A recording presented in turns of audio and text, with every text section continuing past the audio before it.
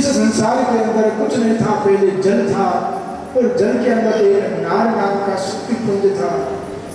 उसी को कोई श्री हरि कहता है, कोई अल्लाह कहता है, कोई ईश्वर कहता है, कोई माँ कहता है, कोई ओम कहता है। वही शक्ति है, एक नार नाम से शक्ति पुंज है। वही शक्ति श्री नारायण के रूप में प्रकट के होता है। और नारायण के माँ उनके गर्भ से, उनके नाभि कमल से ब्रह्मा जी महाराज का प्रकट होता है। ब्रह्मा जी महाराज के मरीचि होते हैं, मरीचि के कश्यप, कश्यप के विवस्वान, सुद्युम्न कुमार और नभग, नाभाग से महाराज अम्बरीश का जन्म होता है। जो अम्बरीश ने एकादशी का व्रत किया और एकादशी के व्रत के परीक्षा लेने के लिए दुर्वासा जी महाराज पधारते हैं और दुर्वासा जी आकर के उनको कहते हैं कि हे राजा अम्बरीश, हम स्नान करके आते हैं, भोजन आपके घर आकर के करेंगे। उस दिन एकादशी थी। अब इधर एकादशी के घटी पल कुछ निकल रहे हैं, सूर्यास्त होने को जा रहा है, द्वादशी लगने को है और एकादशी का व्रत का पारायण उद्धार करना है, उनका व्रत खोलना है। अब अम्बरीश जी महाराज भगवान के भक्त थे, सुदर्शन कवच का पाठ करते थे। तो अम्बरीश महाराज ने देखा कि भगवान जो ऋषिगण थे वो नहाने के लिए गए हैं। उन्होंने तुलसी दल लेकर के अपना पारायण खोल लिया। इधर विश्वामित्र जैसे, दुर्वासा जी जैसे ऋषि आए, वो दुर्वासा ने आकर के देखा कि राजा अम्बरीश उनका पारायण खोल देते हैं, नाराज हो गए, गुस्सा हो गए और उनको श्राप दिया। तो श्राप में कहा कि तुम जल करके भस्म हो जाओ, तुमने संतों का अपमान किया। इधर सुदर्शन चक्र जो पाठ करते थे, भगवान नारायण का सुदर्शन चक्र खड़ा बीच में आ गया और दुर्वासा जी के ऊपर आक्रमण कर दिया। दुर्वासा जी भागे भागे गए, इंद्रादि देवताओं ने नहीं बचाया, नारायण के पास गए। नारायण ने मना कर दिया कि मेरे पास कुछ नहीं, जिसका पाप किया, जिसका आपने अधर्म किया, उसी का पास जाकर के आप क्षमा प्रार्थना करो।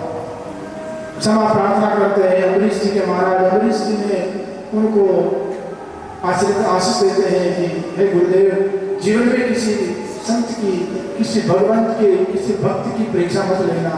ऐसा कहकर के सुदर्शन को शांत करते हैं। अम्बरीश जी महाराज के युवनाश्रम में महादाता सत्यव्रत, जहाँ पर मत्स्य अवतार भगवान रहते हैं, बोले मत्स्य रूप भगवान की। राजा हरिश्चंद्र हुए, हरिश्चंद्र के सगर हुए, सगर के 7,000 पुत्र थे। उनको भगवान कपिल के आश्रम में पाताल में उनको जल करके भस्म होना पड़ा। उनके उद्धार के लिए अंशुमान ने तपस्या की, राजा दिलीप हुए और भगीरथ हुए। भगीरथ ने भगवान की घोर साधना की और ब्रह्मा जी महाराज की साधना करके भगवान नारायण की। नारायण के चरण कमलों से गंगा का प्राकट्य होता है, जो भगवान शिव के जटा में समाई और भगवान ने एक धारा छोड़ी, वो आज गंगा के रूप में बह रही है। बोले गंगे माता की। अब भगीरथ महाराज के खटवान हुए, खटवा के राजा रघु हुए, जो रघु से यही आई कि रघुकुल रीत सदा चली आई, प्राण जाए पर वचन न जाए। और कलयुग के मन ने कलयुग के क्या बना दिया कि कलयुग में प्राण जाए पर वचन न जाए, ये तो सदा चली आ रही है, पर वचन जाए पर प्राण न जाए, ये कलयुग के मनुष्य कहते हैं। हमारा वचन भले ही चले जाए, सब कुछ चले जाए, पर हमारे प्राण में आँच नहीं आनी चाहिए। राजा रघु के राजा आज हुए, आज के दशरथ जी महाराज के जन्म हुआ और दशरथ जी महाराज भगवान चौथे पन के अंदर श्रृंगी ऋषि ही वशिष्ठ बोलावा, पुत्र काम शुभ यज्ञ करावा। पुत्र काम यज्ञ करवाते हैं और अग्निदेव प्रकट होकर के कोई खीर चरु लेकर के आते हैं, उनको देते हैं। उनसे 4 बालक का जन्म होता है। उनके नामकरण किए जाते हैं, राम, लक्ष्मण, भरत और शत्रुघ्न। बोले श्री रामचंद्र भगवान की। अब भगवान श्री राम का जन्म होता है। भगवान श्री राम थोड़े से बड़े हुए, विश्वामित्र के आश्रम के रखते हैं विद्या अध्ययन करने के लिए। भगवान के लिए संस्कार करते हैं। आज 5 साल के बाद संस्कार करके उनको यज्ञोपवीत और आश्रम में स्कूल भेजते हैं। उस समय इतना कोई माता पिता बच्चों की इतनी इबादत नहीं करते थे कि बच्चों को माता पिता ने डांट दिया या टीचर ने डांट दिया तो माता पिता वहाँ लड़ाई करने के लिए पहुंच जाते थे। उस समय ऐसा नहीं होता था। यही कहा कि बच्चों को कैसे भी करके इनको विद्वान बनाओ, चाहे डांटो चाहे पीटो चाहे कुछ भी करो। तो उस समय गुरुदेव उनको पढ़ाते थे तो कम से कम भय में न भोय न प्रीत, तो कुछ तो भय चाहिए। तो भगवान श्री राम ने अपने गुरु का भय रखा और 64 दिनों में 64 कलाओं का अध्ययन सीख लिया। कुछ समय के अंदर भगवान श्री राम विद्या से परिपूर्ण होकर के अयोध्या पधारते हैं, स्वागत करते हैं। और अयोध्या आकर के विश्वामित्र अपने यज्ञ की पूर्ति के लिए जो राक्षस आक्रमण करते थे, राजा दशरथ से दोनों भाई को मांग करके ले जाते हैं कि हे राजा दशरथ, ये दोनों भाई हमको चाहिए जिससे हमारे राक्षसों से हमारा बचाव करे, हमारे यज्ञ को पूर्ण करा सके। इधर भगवान श्री राम और लक्ष्मण जी को लेकर के जाते हैं और इधर दशरथ जी महाराज अपने राज्य पर बैठे हैं, राज्य सिंहासन पर बैठे हैं, वो कांच देख रहे हैं। उनका दर्पण जो होता था वो उनमें रोज भी देखते थे। इधर विश्वामित्र जी महाराज राम लक्ष्मण को ले जाकर के ताड़कासुरों का वध करवाते हैं और जनकपुरी के अंदर धनुष यज्ञ होता है। वहां जाकर के धनुष यज्ञ देख करके माँ सीता का स्वयंवर में भगवान राम ने धनुष तोड़ते हैं और माँ सीता का स्वयंवर करते हैं। बोले श्री रामचंद्र भगवान की। अब इधर जब माँ सीता का राम के साथ विवाह होता है, लक्ष्मण जी का उर्मिला के साथ और भरत जी का मांडवी के साथ और शत्रुघ्न का श्रुतकीर्ति के साथ चारों भाई का चारों विवाह संपन्न होते हैं। और सभा में वापस जब विदाई होती है और विदाई होकर के महाराज दशरथ के घर जब चारों भाई चारों बहू को लेकर के आते हैं और आराम से जीवन निकलने लगा, तो दशरथ जी महाराज एक बार सभा के अंदर जब विराजमान थे तो वो दर्पण देख रहे थे। दर्पण देख करके जैसे वो कान के पास में सफेद देखी, सफेद बाल देखे और समझ गए अब मेरे को भजन करने चाहिए। आजकल के कोई देख ले कांच में तो सुबह सुबह नहीं हो, उससे पहले नहीं करवा ले, परंतु भजन नहीं करेंगे। ये वो दशरथ जी थे। आजकल के 15 रथ 12 रथ न जाने कौन कौन से रथ हो गए, उनसे ज्यादा होशियार हो गए। दशरथ जी महाराज ने कांच देखा तो कानों के पास में सफेद बाल देखे, वो समझ गए अब मेरे को भजन करना चाहिए। तो राम को कहा कि हे राम, कल तेरा राज्य अभिषेक किया जाएगा।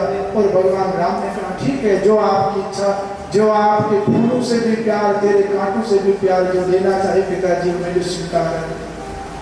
तो दशरथ जी महाराज ने राम का राज्य अभिषेक की जब बात कही तो राम का राज्य अभिषेक की तैयारी हो गई। अब देवताओं को घबराहट हुई, देवता कहने लगी जब राम का राज्य अभिषेक हो गया तो हमारे रावण से जो इस समय हाहाकार मची हुई विश्व के अंदर उस राक्षस का नाश कैसे होगा। तो वो सरस्वती मैया के पास गए कि माँ सरस्वती शारदा, इस परिवार में जाकर किसी की बुद्धि भ्रष्ट करो जिससे राम का राज्य अभिषेक रुक जाए और भगवान राम को वनवास मिल जाए। पर इधर माँ शारदा सरस्वती ने देखा कि किसकी बुद्धि भ्रष्ट करो, क्योंकि सभी ने सरयू का जल पिया है तो मेरे भी इतनी शक्ति नहीं है कि भगवान नारायण के जो अवतार लिया राम अवतार उसमें उस परिवार की बुद्धि भ्रष्ट कर सकूं। अब उसमें अंदर कई की जो एक दासी थी उनका था नाम मंत्रा। तो मंत्रा कई देश से आए थे, वहां की जन्मदात्री ने उसका बुद्धि भ्रष्ट की। मंत्रा आजकल सब करीबन सब जगह मिलती है, सावधान रहना। मंत्रा हर घर के पड़ोस में मिलती है, करीबन काकोली में नहीं देखा मैंने आज तक मंत्रा को, काकोली के बाहर हो सकता है तो रेल वगैरह साइड में उधर साइड में है। बोले सर्वदेव भगवान की रिवारी जाओ रे गुरा बलिहारी जाओ रे, गुरु आंगन आया मैं बारी जाओ रे, रिवारी जाओ गुरा बलिहारी जाओ रे, बरसत गुरु आंगन आया मैं बारी जाओ रे।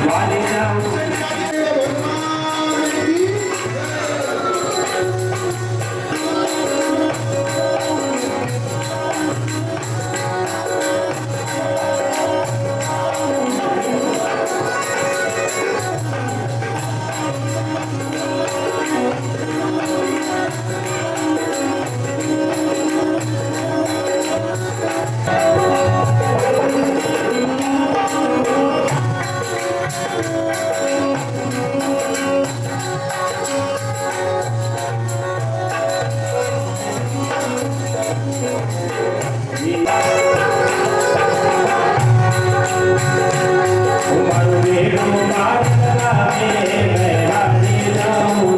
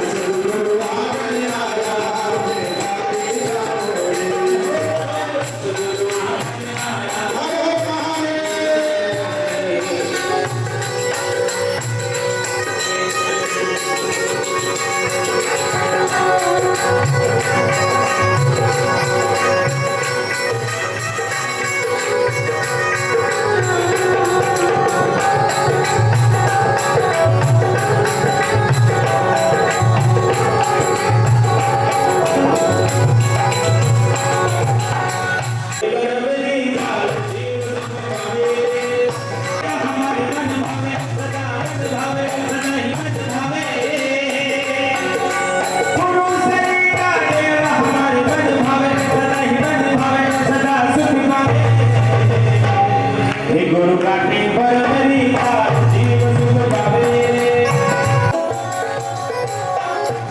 बोली संत गुरु भगवान की। कि तुम्हारे मरने के बाद वही राम जो तुमको छोड़ करके गया था वो वापस आ गया है मरने के बाद।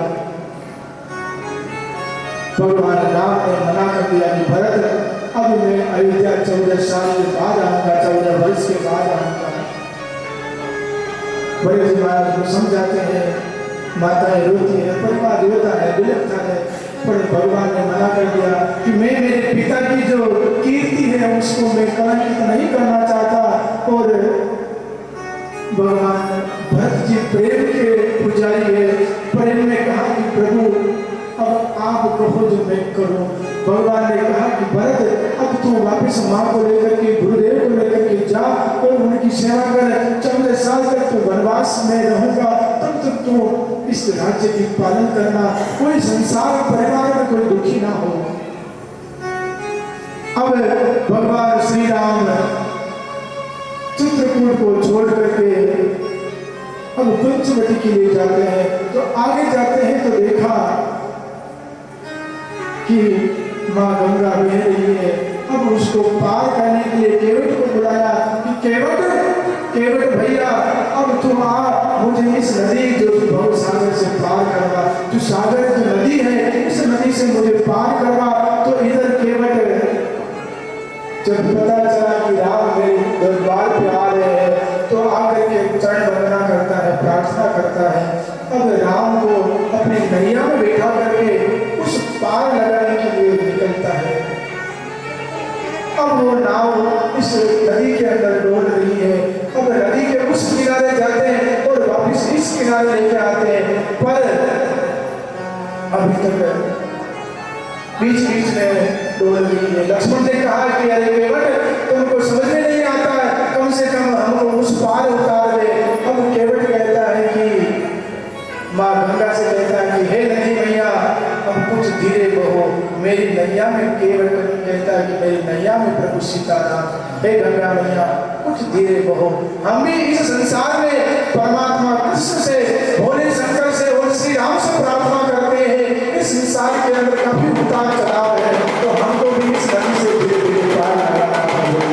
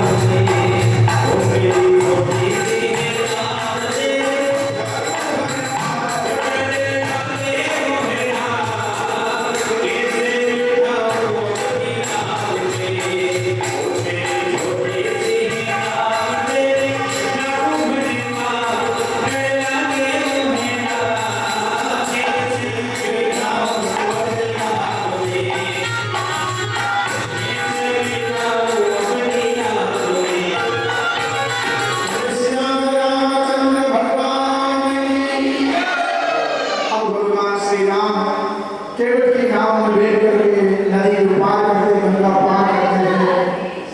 और गंगा पार करके जब उतरते हैं तो राम उनको कुछ देने के लिए वहाँ सीता को कहता है।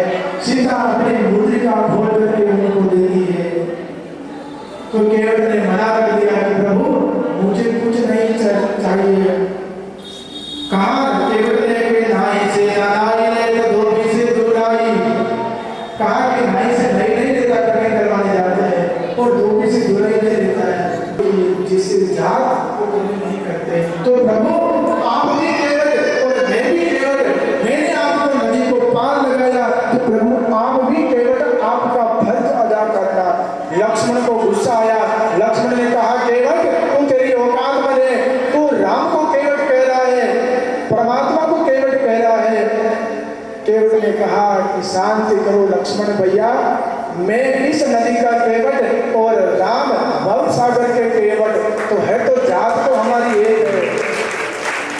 लक्ष्मण जी का क्रोध शांत हो गया कि ये भव सागर पार कराने वाले केवट है और मैं नदी पार करवाने वाला, इसलिए मुझे कुछ नहीं चाहिए।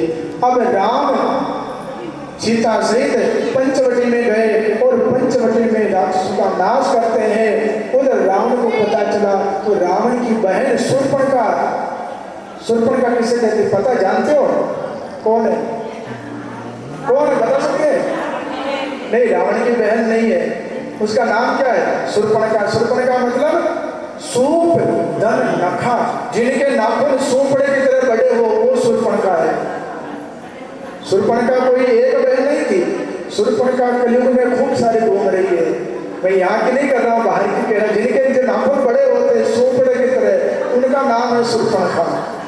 तो शूर्पणखा आई और शूर्पणखा भगवान राम को कहा कि तो समान पुरुष नहीं और मेरे समान नारी नहीं, ये विचार इतने बड़े विचार से बनाया है, तो हम शादी कर लेते हैं। राम ने मना कर दिया कि मैं पुरुषोत्तम हूँ, मैंने एक पतिव्रत धारण कर रखा है, मेरी पत्नी सीता है। और जब सीता को देखा तो बड़ी सुंदर सुशील माँ जगदम्बा है, वो समझ गई कि इस सीता को तो मेरे भैया के चरणों में होना चाहिए जो त्रिलोकपति है। लक्ष्मण के द्वारा उस शूर्पणखा का नाक कान काट दिए और नाक कान काट करके उसको नाक विहीन करके, जिसका नाक का मतलब क्या होता है?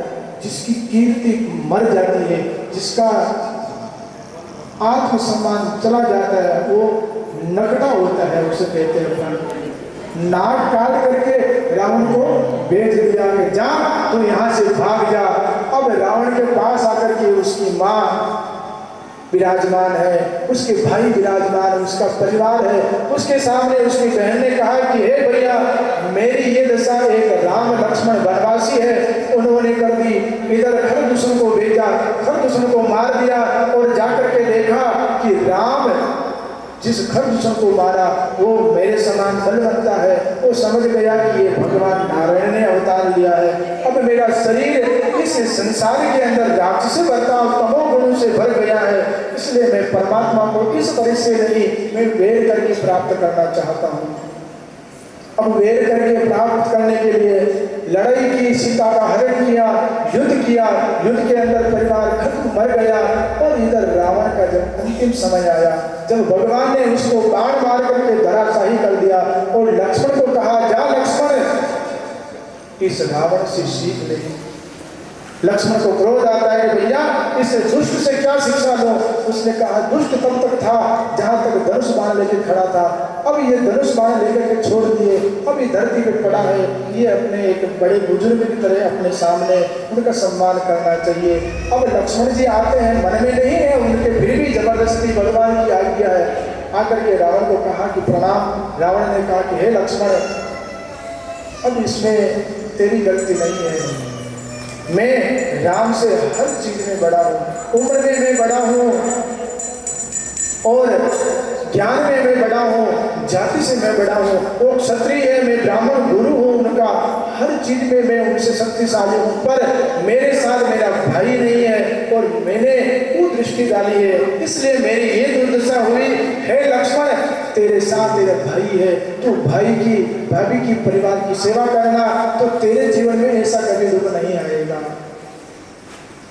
अब राम विभीषण का राज्य अभिषेक करते हैं और राज्य अभिषेक करके विभीषण के साथ पुष्प विमान में बैठ करके अब अयोध्या आते हैं और अयोध्या में भगवान का राज तिलक होता है और कहते हैं कि राम राज के अंदर इतना आनंद था जिसकी कोई पार ना कोई सीमा, आनंद से जी लेते। अब भगवान सुखदेव जी कहते हैं कि राजा परीक्षित, राम का मैंने चरित्र सुनाया, अब अपन चलते कृष्ण कथा की ओर। अब कृष्ण कथा की ओर सबसे पहले इस दुनिया के अंदर भगवान नारायण से ब्रह्मा हुए, ब्रह्मा के अत्रि, अत्रि के चंद्रमा, चंद्रमा के बुध, बुध के पूर्णिमा, पूर्वी जिनके 6 पुत्र हुए, सबसे बड़े नहुष थे। अब चंद्रवंश की वंशावली चल रही है, उसके ययाति पुरु और पुरु के परीक्षित का जन्म हुआ, परीक्षित जी के यदु और यदु से यदुवंश चला जिसमें भगवान गोविंद का प्रकट हुआ।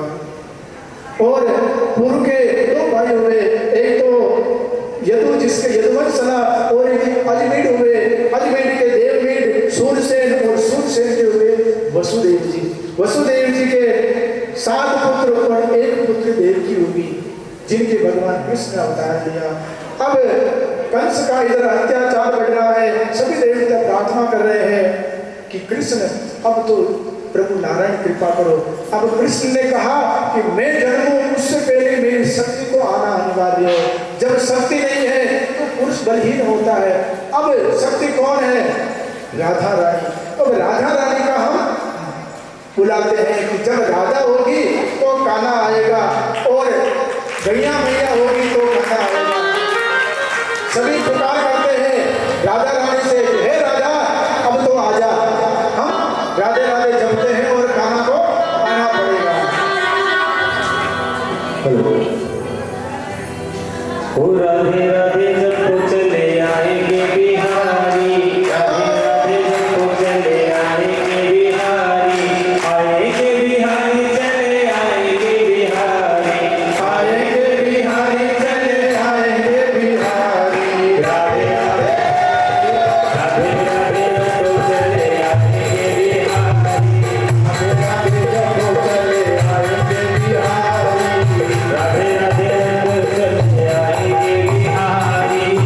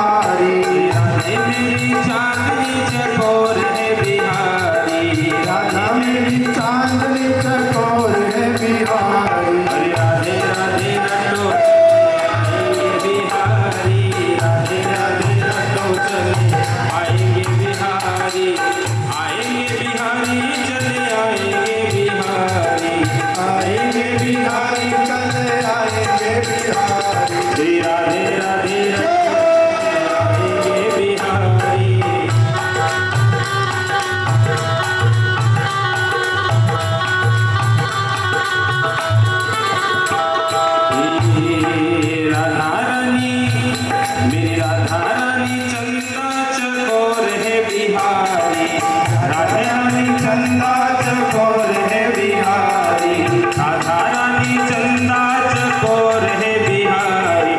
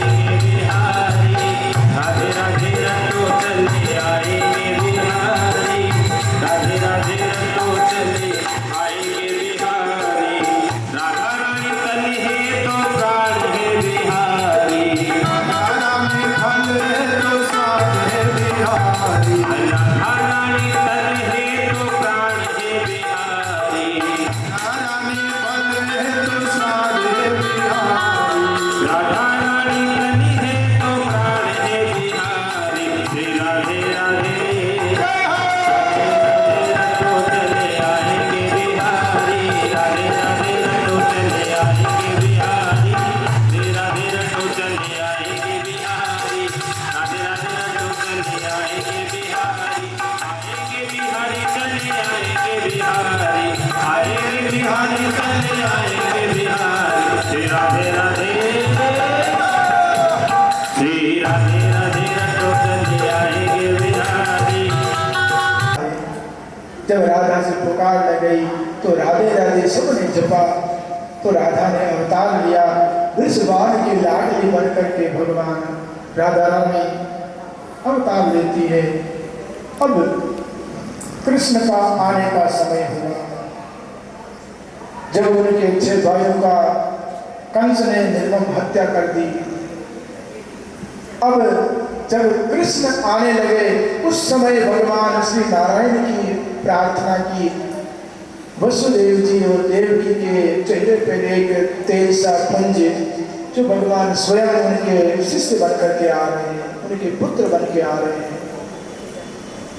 अब जब भगवान श्री 4 भुजा विष्णु ने कृष्ण अवतार लिया तो वो चतुर्भुज रूप में आकर के प्रकट हो गए। बोले चतुर्भुज नारायण भगवान। अब देवकी ने कहा प्रभु ये तो कोई बात नहीं होती, बालक तो छोटे होते हैं, आप तो बाप बन करके आ गए और जन्म तो कृष्ण का छोटा सा बच्चा रोते हुए पैदा होता है। आप तो सबके बाप बन के 4 हाथ लगा करके आए। कौन कहेंगे जो देवकी का पुत्र है, ये तो कहेंगे जो देवकी के पिता है। अब देवकी ने अपनी भक्ति और अपनी शक्ति से, भक्ति की शक्ति से चतुर्भुज को कहा कि छोटे बनो। अब वो कहती है छोटे छोटे छोटे छोटे। और भगवान चतुर्भुज छोटे छोटे बनते आते हैं और 6 महीने के जैसे छोटे बन गए। तो भी देवकी ने कहा कि प्रभु अभी तक वो मजा नहीं आया। जो जन्म लेते ही बच्चा रोता है वो तो अभी तक तो भगवान को कहा कि 4 हाथ है, 2 हाथ उड़ो, 2 हाथ गाय करो, 2 हाथ रखो। और वो भी बिल्कुल नग्न अवस्था में बालक जन्मता। आप तो बड़े बड़े अच्छे से वस्त्र पहनते थे, कौन कहेगा ये। अब ऐसी भक्ति की शक्ति, अब भक्ति की शक्ति में इतना तप था, इतनी पतिव्रता थी कि भगवान को छोटा सा बालक बना दिया। और छोटा सा बालक बना करके उनको कहा कि अब रो कृष्ण, अब रो, नहीं रोएगा तो संसार रोएगा। और कहते हैं कि अपने घर में भी बालक जन्मता है तो वो नहीं रोता, घर वाले रोने लग जाते हैं, भाई रे बच्चा नहीं रो रहा है, रोते नहीं रोते। तो बच्चों को दे थप्पड़, वो आजकल की चल रही प्रथा, नहीं रोए तो उनको जबरदस्ती रुलाया जाता है। रुला करके जब बच्चा जन्मता है, अब शुभ वेला जब समय में आया और भगवान द्वारकाधीश के जन्म के समय, अब जब भगवान का जन्म होता है, अब वसुदेव जी ने कहा कि अरे कृष्ण अब रो, धीरे रो, क्योंकि जब कृष्ण जन्म हो गया तो कंस को पता लगा तो कंस मार देगा कृष्ण, अब आप रो मत। कृष्ण ने कहा कि इस संसार में किसी की इतनी हिम्मत नहीं है जो मेरी तरफ आग उठा के देख सके। वसुदेव जी को कहा कि वसुदेव जी अब आप उस बालक को अपने एक टोकरी में लेकर के सिर पे रखो। जैसे सिर पे रखा तो सब ताले टूट गए और कृष्ण जन्म हो गया। अब वसुदेव जी अपने कृष्ण को लेकर के गोकुल जाते हैं और गोकुल में जन्मी एक कन्या को अपने, अरे वसुदेव जी कहाँ है, अगले अगले आगे, ठीक है। अब सुदामा जी वसुदेव जी महाराज इधर आराम से नंद में गोकुल में बैठे हैं और इधर उनकी कन्या जो हुई, कन्या ने कहा कि वसुदेव जी अब आप मुझे उठा करके लेके चलो। और इधर वसुदेव जी महाराज कन्या को उठा करके मथुरा लेकर के आते हैं जेल के अंदर। और जेल में आकर के देखा तो सभी ताले वापस लग गए।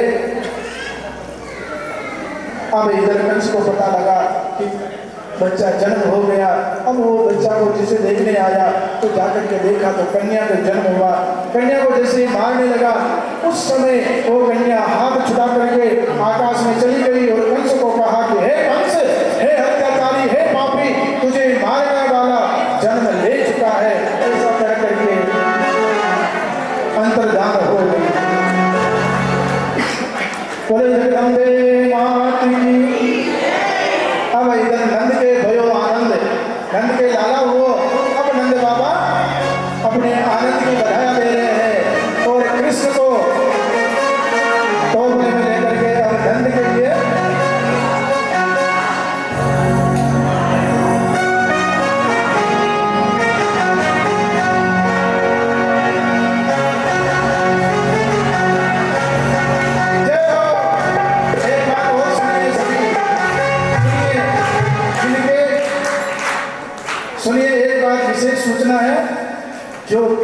जन्म के अंदर जिनको खुशी है वो नाच सकते हैं, और जिनको खुशी नहीं है कंस के परिवार के हैं वो बैठे रहे, जो कंस के परिवार के हैं वो बैठे रहे।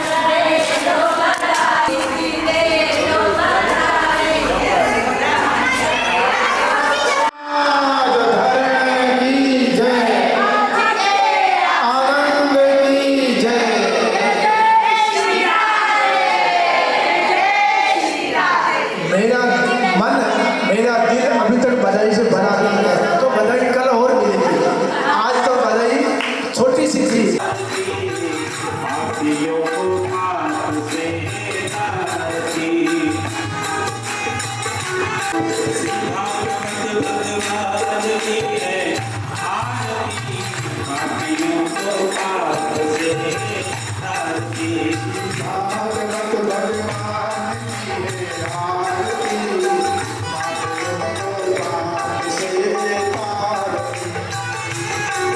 ये अमर ग्रंथ ये मुक्ति पंथ ये पंचम में निराला नव ज्योति जगाने वाला ये अमर ग्रंथ ये मुक्ति पंथ ये पंचम वेद निराला नव ज्योति जगाने वाला ये अमर ग्रंथ ये मुक्ति पंथ ये पंचम वेद निराला नव ज्योति जगाने वाला हरि नाम यही हरि ध्यान यही हरि नाम यही हरि नाम यही जगती मंगल की आरती पापियों को पाप से पाती श्री भागवत भगवान की है आरती पापियों को पाप से आरती भागवत भगवान की आरती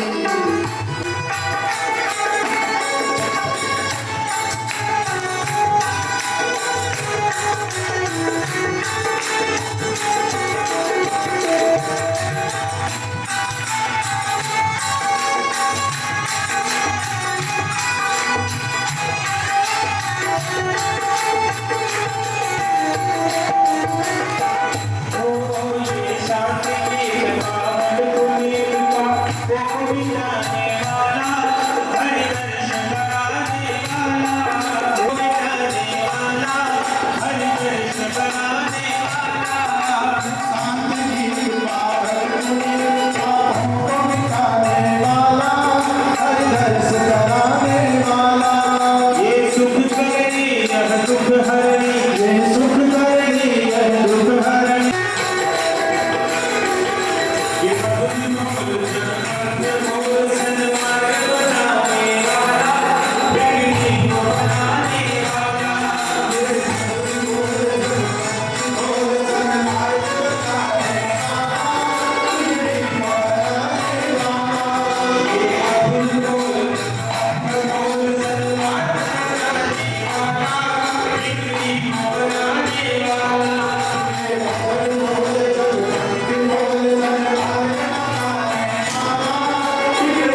बनाने वाला श्री राम यदि श्याम यदि श्री राम यदि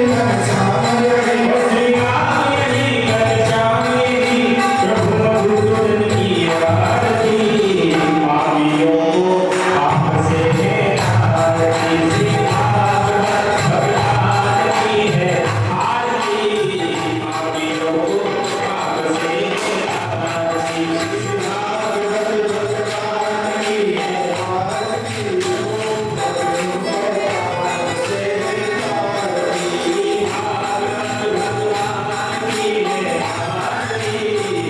पापियों को आपसे आरती